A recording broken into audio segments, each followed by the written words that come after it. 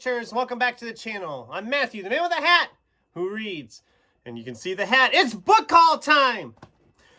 Book hauls, as always, are my favorite videos to make because I love showing off recent acquisitions to my collection, and they're my favorite videos to watch because I love seeing what everybody else is excited for. And this is the book haul for November and December 2023. It was a good, well, depending on how you look at it, it was a good month. It was a good month because I didn't buy really any books. I bought one book for myself. And that was just to fill out an order of stuff I was getting for other people. Otherwise, the rest of the stuff was gifts. I only added 8 books to the collection this last 2 months. I was participating in the Read What You Own challenge without actually participating in the Read What You Own challenge, which is kind of fun. But don't worry, I already broke that rule and bought like 11 books last week. So the January-February TBR is already going to be much larger than this one. But let's not waste any time on that. Let's talk about this time around. Starting with a non-bookish item. My girlfriend and I have this weird thing where we continue to gift socks to each other. It's just become like this really weird tradition at this point. And it's kind of nice because I never have to buy socks again for the rest of my life. Here at Christmas, between her and other people in the family, I got like 14, 15 pairs of socks. So apparently I'm easy to please, I guess? I don't know. There's socks. I could like literally start a whole sock YouTube channel if I wanted. SockTube. Is that a thing? I could totally show off all the socks. But anyway, these are Harry Potter and the Order of the Phoenix socks. Let's see. Like, okay, here we go.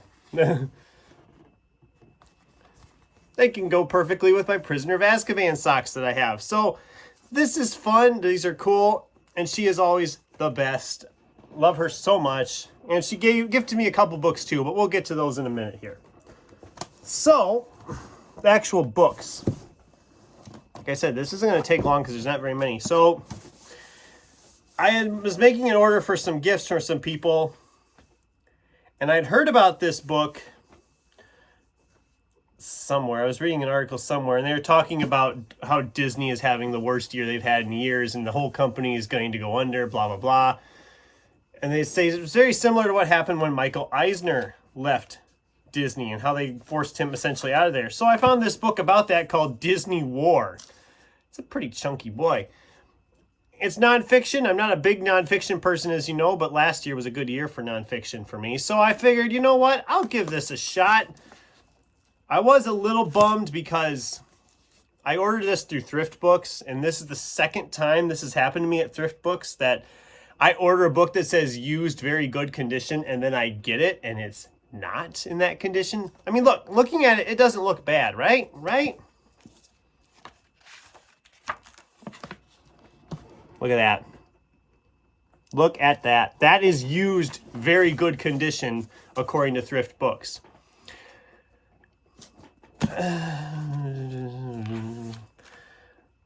I mean, I can still read it, so there's that, but I don't like the fact that it was very good condition and it looks like that. If that's very good condition, I'd hate to see what like just like an acceptable condition would be.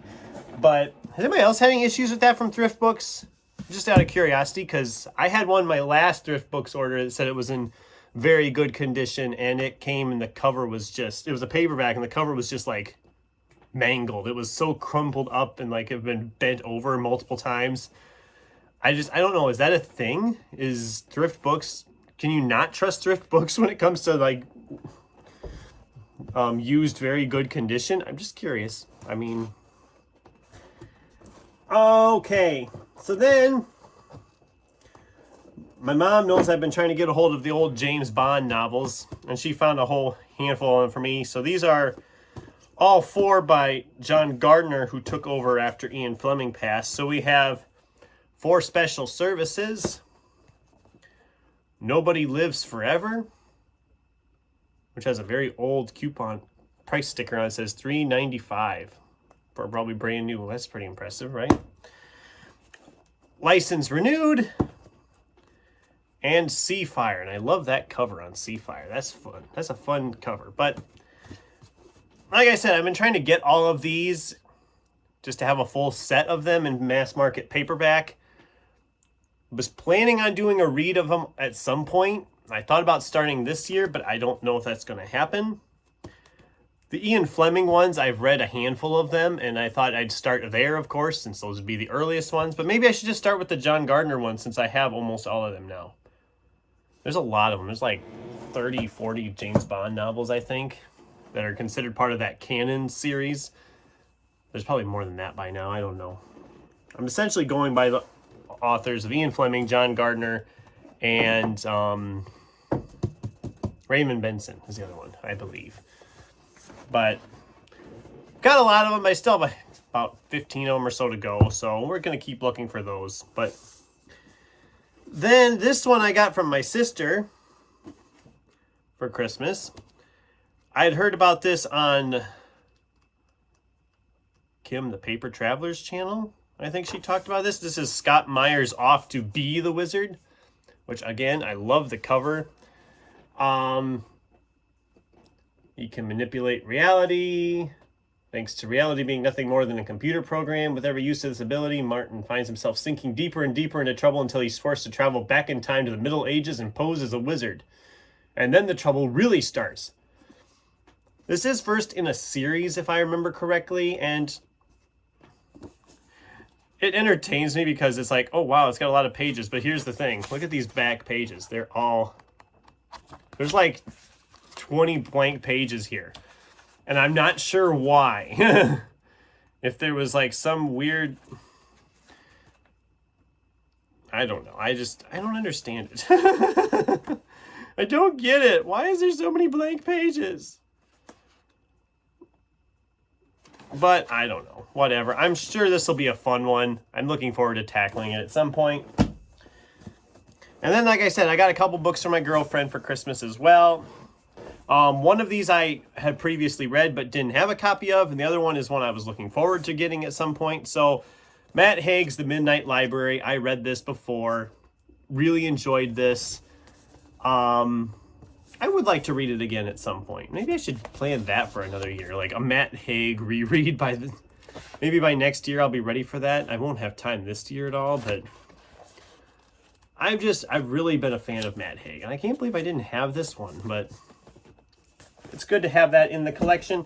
And then the last one here, also from her, is James J. Butcher's Dead Man's Hand. It's a fantasy. James is Jim Butcher's son, if I remember right. Yeah. Jim Butcher's son. Which, if he writes fantasy anywhere near as good as Jim Butcher, I am on board for this. Dead Man's Hand. I mean, the cover is kind of pretty cool cover. I'm just excited to tackle this one at some point. I might be tackling this one in February even. I don't know. We'll see what happens. I have a lot of...